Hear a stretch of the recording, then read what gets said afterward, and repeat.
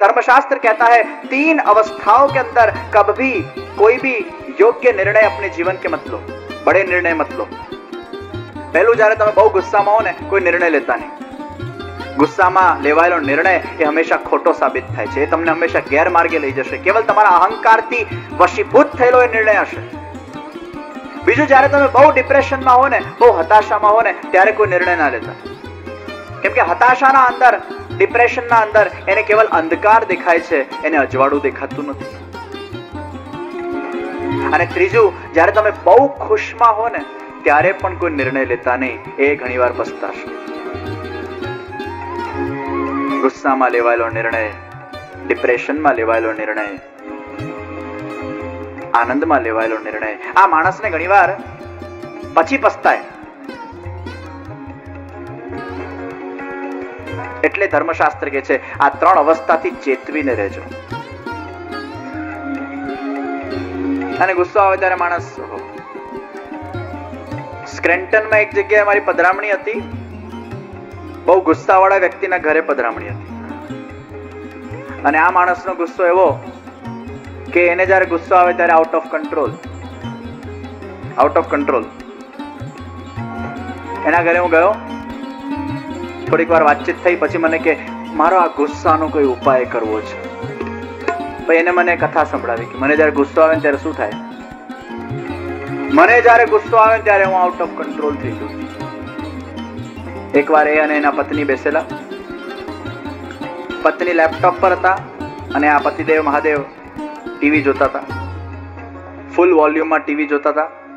એટલે પત્નીએ પેલાને કીધું કે ભાઈ ટીવીનો વોલ્યુમ ઓછો કર। પેલા સાંભળ્યું નહીં, બોલ્યા કરે, સાંભળે છે ટીવીનો વોલ્યુમ ઓછો કર। અહીંયા પતિ સાંભળે નહીં એટલે આનો વોલ્યુમ વધે છે। ટીવીનો વોલ્યુમ ઓછો કર, પતિએ સાંભળ્યું નહીં। હવે પેલી વાઈફનો ઈગો અફેક્ટ થતો હતો કે હું કહું છું ને સાંભળતો નથી, ટીવીનો વોલ્યુમ ઓછો કર, મને ડિસ્ટર્બ થાય છે। હવે પેલો ડિસ્ટર્બ થયો, મારી પત્ની આટલા ઊંચા અવાજમાં મને બોલે એ હું કેવી રીતે સહું। ઈગો ગોટ અફેક્ટેડ, કઈ બોલ્યો નહીં, ઊભો થયો અને ગયો પત્ની પાસે, લેપટોપ લીધો અને જોરથી યાર નાખ્યા, પેલા ફોડ નાખ્યો। ક્યાં તમને ઉતાવળ વધારે પેલા કરતા, ફોડ હાલાયા। લેપટોપ લીધો અને જોરથી ટીવી પર ફેંક્યો, ટીવી એ ગયું, લેપટોપ એ ગયું। મેં આને કીધું તને આટલા બધા હજારો ડોલરનું નુકસાન કરીને મળ્યું શું? એ કે બસ મને ગુસ્સો આવે ને ત્યારે હું આઉટ ઓફ કંટ્રોલ, પછી મને થાય કે મેં બહુ ખોટું કર્યું, પણ એ વખતે હું મારા જાતને રોકી શકતો। ગુસ્સો એવી વસ્તુ છે કે માણસ પાસે અનેક પ્રકારના કુકર્મો કરાવી દે, પછી પસ્તાય। એટલે કીધું છે ગુસ્સામાં ધૈર્ય રાખો। એ ગુસ્સો આવે ને ત્યારે હંમેશા સ્વાર્થી બની જાઓ, આમાં મારું હિત છે કે નુકસાન છે। તમારું હિત હોય ને ગુસ્સો કરો, એ ગુસ્સો જો તમારા હિતમાં હશે સારું છે, સમાજના હિતમાં હશે સારું છે, ધર્મના હિતમાં હશે સારું છે, રાષ્ટ્રના હિતમાં હશે સારું છે, પણ હિંસક નહીં। એનો ઉપયોગ કરો। Emotions are there to be used, but we are used by the emotions. આપણે ઇમોશન્સ દ્વારા યુઝ થઈ ગયા છે, આપણે ઇમોશનને યુઝ નથી કરતા। અને નીકળી જાય ને એકવાર ગુસ્સો, મનમાં જો ભરાય નહીં ને તો હજી સારો, એ સાત્વિક છે। તમને કોઈના પર ગુસ્સો કર્યા પછી હૃદયમાં એવું થાય કે મેં બહુ ખોટું કર્યું, પસ્તાવો થાય, એનો અર્થ એ થયો કે તમારું હૃદય એ ક્લીન થઈ ગયું। પણ ગુસ્સો કર્યા પછી પણ તમને એવું પશ્ચાતાપ ન થાય મેં આ ખોટું કર્યું ને ભરાતો જાય, એ ગુસ્સો ક્રોધનું ફોર્મેશન લેશે। અને એકવાર હૃદયના અંદર આ ક્રોધ તત્વ આવી ગયું તો એ ક્રોધમાંથી ઈર્ષા જાગૃત થશે, એમાંથી દ્વેષ જાગૃત થશે, એમાંથી રિવેન્જિંગ ભાવના આવશે અને એમાં અશાંતિ આવશે। એ જ ક્રોધમાંથી પ્રિજુડાઇઝ માઇન્ડ થાય છે। આ માણસ એટલે ખરાબ જ છે, આ માણસે આવો જ છે, આ માણસ XYZ છે એ વ્યક્તિ વિશેષ પ્રતિ આપણા માઇન્ડના અંદર કોઈ પણ પ્રકારની નકારાત્મકતા આવી એનો અર્થ છે કે તમારા અંદર મનનું સૌથી મોટું પોઈઝનસ રોગ એ દ્વેષ ઉત્પન્ન થઈ ગયું છે. દ્વેષ वो मन का सबसे बड़ा दुश्मन है. એ જ્યારે તમારા માઇન્ડમાં આવે ત્યારે તમે વ્યક્તિને બહુ ખરાબ નજરોથી જુઓ, નેગેટિવ નજરોથી જુઓ, પ્રિજુડાઇઝ માઇન્ડથી જુઓ અને એમાં તમે અશાંત તમે જ બનો છો. એ વ્યક્તિથી તમને કઈ ફાયદો નથી. જેનાથી આપણને કઈ ફાયદો ન હોય જે દ્વેષ કરવાથી એ કેમ કરો છો? જે વ્યક્તિ આપણને દુઃખ પહોંચાડે છે એના બારામાં સોચીને કેમ દુઃખી થવા? કંસે કૃષ્ણનો દ્વેષ કર્યો છે, કોન્સ્ટન્ટ કૃષ્ણ કૃષ્ણ કૃષ્ણ કૃષ્ણના ભયથી જીવતો હતો, વધારે અશાંત બનતો હતો. કૃષ્ણ તો એનો ઉદ્ધાર કર્યો વસ્તુ અલગ છે, કેમ કે ભગવાન હતા. આ મનુષ્ય તમારો શું ઉદ્ધાર કરવા? તમે કોઈ મનુષ્ય તમને ન ગમતા તમે વારંવાર એનું રટન કર્યા કરો, આ તો આમ છે, આ તો તેમ છે, આ તો ખરાબ છે, આ તો આવો છે, આને દુઃખ મળવું જોઈએ, આનું આવું થાય, આનું તેવું થાય, આ આમ થાય, આ આમ પડે, આમ થાય. ઓહો, શું મળ્યું? શું મળ્યું? આપણો ઉદ્ધાર થયો? કોઈના માટે ખરાબ વિચારવાથી આપણને મળ્યું શું? કઈ નહીં. આપણા અહંકારને પોષણ મળ્યું અને જેટલો અહંકાર પુષ્ટ થશે ને વધશે એ ખતરનાક છે. केवल अहंकार हमारा पुष्ट बनता है और कुछ उससे प्राप्त नहीं होता. विचार करो आ બધા વિચારોથી શું મળે છે? કઈ નહીં, ખોટા વિચારો, દ્વેષ, ઈર્ષા. પેલા પાસે છે ને મારા પાસે નથી, પેલો સુખી છે ને હું નથી, પેલો મારાથી સુપીરિયર છે ને હું આનાથી ઇન્ફિરિયર છું. આ કોમ્પ્લેક્સ જે માઇન્ડના અંદર આવતા હોય છે, સુપિરિયરિટી કોમ્પ્લેક્સ, ઇન્ફિરિયરિટી કોમ્પ્લેક્સ, દેખાદેખી, પ્રતિસ્પર્ધાની ભાવના આ પણ માણસને અશાંતિ આપે છે. અને ઘણીવાર માણસ એટલી નાની નાની વાત પર અશાંત થઈ જાય છે કે એનું વર્તમાન બગાડે છે. આ બધી ઈર્ષાઓથી આપણને કંઈ મળતું નથી, દેખાદેખીથી કંઈ મળતું નથી.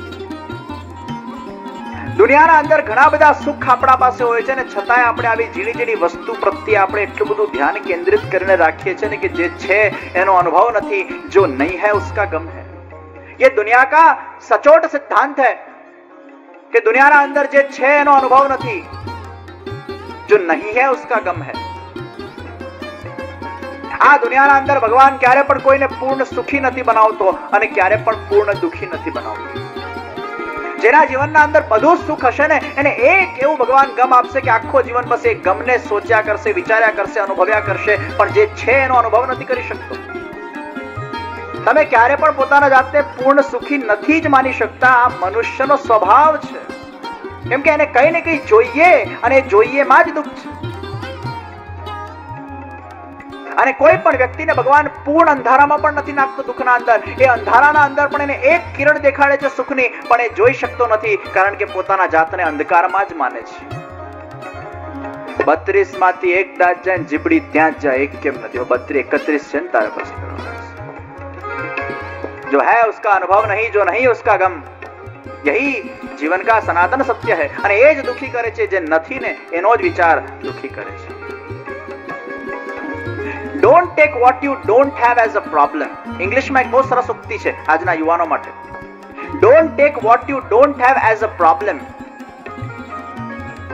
Take what you don't have as a challenge.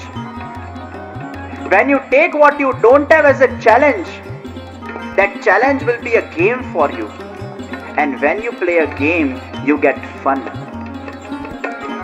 જે નથી એને દુઃખ રૂપે ન લો, જે નથી એને ચેલેન્જ રૂપે લો કે આને મારે પ્રાપ્ત કરવું છે, અને પ્રાપ્ત થાય તો પણ સુખ છે, ન થાય તો પણ સુખ છે. કારણ કે જ્યારે આપણે ગેમ રમતા હોઈએ ને એમાં હાર જીત થતી હોય છે. એ હારને પણ સ્વીકારીએ છીએ, જીતને પણ સ્વીકારીએ છીએ. એમાં ફન છે. એક ગેમ જ એવી છે કે જેમાં હારવામાં પણ મજા છે અને જીતવામાં પણ મજા છે. Take life as a challenge. What you don't have as a challenge. Don't take what you don't have as a problem. Otherwise that problem is going to be the nuisance for you, and more you will be in nuisance. You will find yourself in pain.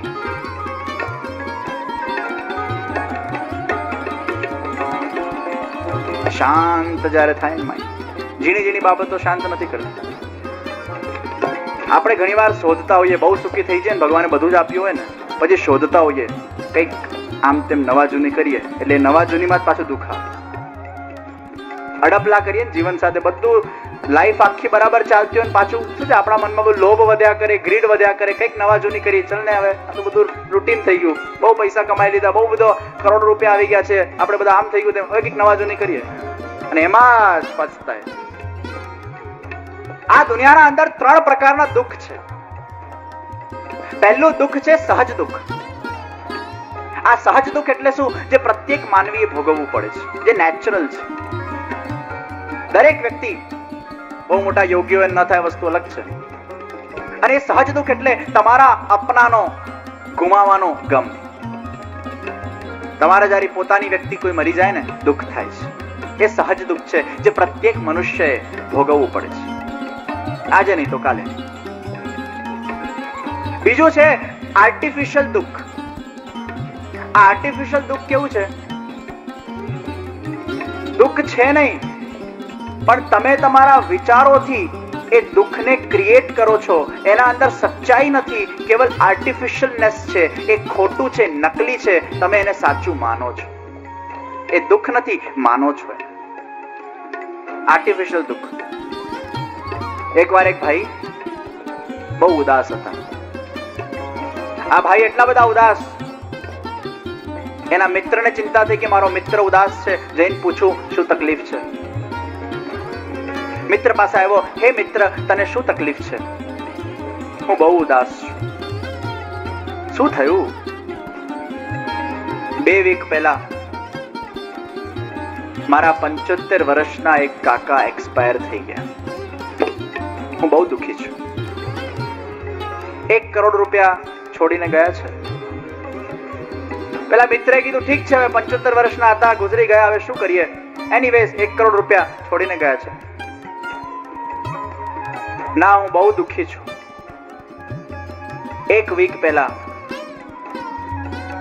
મારા 80 વર્ષના બીજા કાકા મરી ગયા. 5 કરોડ રૂપિયા છોડીને ગયા છે. પેલો મિત્ર કે છે, હવે ભાઈ 80 વર્ષના હતા, ગયા, 5 કરોડ રૂપિયા તું ભગવાનને ધન્યવાદ કર. વગર મહેનતે તને ભગવાને આટલા સારા કાકાઓ આપ્યા, કઈ કર્યા વગર તું કરોડપતિ બની ગયો. ભાઈ, હું બહુ દુઃખી છું. 3 દિવસ પહેલા મારા ત્રીજા અને છેલ્લા કાકા 95 વર્ષની ઉંમરે મરી ગયા. 10 કરોડ રૂપિયા છોડીને ગયા છે. હવે પેલા મિત્રને ગુસ્સો આવ્યો કે તારું દુઃખ શું છે? કાકા મર્યા એનું દુઃખ છે કે પૈસા છોડ્યા એનું દુઃખ છે? પેલો કે છે, હું બહુ દુઃખી છું. મારું દુઃખ કાકા ગયા એનું નથી, મારું દુઃખ પૈસા છોડ્યા એનું નથી, પણ મને એ વાતનું દુઃખ છે કે એક કાકો બચ્યો નથી મરવા માટે.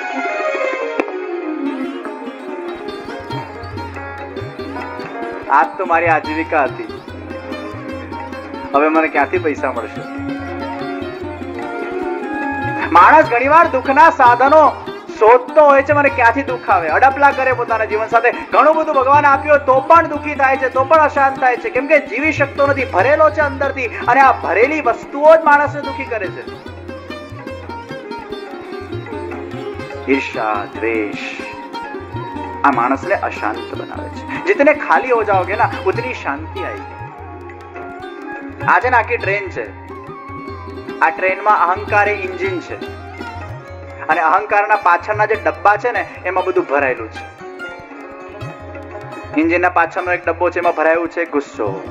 બીજા ડબ્બામાં ભરાયું છે દ્વેષ, ક્રોધ, ઈર્ષા, અશાંતિ, રિવેન્જ. અને આ જ્યારે ટ્રેન ચાલે ને અને પ્લેટફોર્મ પર આવે ને ત્યારે જનરલ ટ્રેન તો જ્યારે પ્લેટફોર્મ પર આવે ત્યારે છુક છુક છુક છુક હું હોર્નનો અવાજ આવે, પણ આ અહંકાર વાળી ટ્રેન જ્યારે ચાલે ને ત્યારે કેવો અવાજ આવે? આ જ્યારે ટ્રેન આટલું બધું ભરીને ચાલતી હોય ને ત્યારે એના અંદર હુંકાર આવે છે, હું નો હુંકાર આવે છે. અને આ હું ના હુંકારમાં જ અશાંતિ ફેલાય છે. ટ્રેન જ્યારે સ્ટેશન પર આવે ત્યારે હોર્ન મારે કે બધા બેસો કે ઉતરો, પણ આ જ્યારે ટ્રેન આવે ને હું જ કરીશ, હું જ બેસીશ, હું જ આમ ને હું જ તેમ. ટ્રેન જ્યારે આવે ને ત્યારે બીજા માટે આવે છે, પોતાના માટે નથી આવતી. પ્લેટફોર્મ પર જ્યારે ટ્રેન આવતી હોય ત્યારે પોતાના માટે નથી આવતી, બીજાના માટે આવે છે. પણ જ્યારે મનુષ્યની ટ્રેન જ્યારે સડકો પર ચાલતી હોય ને એ પોતાના માટે ચાલતી હોય છે, બીજાના માટે નથી ચાલતી. એટલે હુંનો હુંકાર થાય છે. આ ટ્રેનમાં કોઈ બેસવા વાળું નથી, કેમ કે ભરેલી છે ને. ખાલી ટ્રેન હોય તો કોઈ બેસે ને ભાઈ. તમારી ટ્રેન જો ભરેલી હશે તો કોણ બેસશે?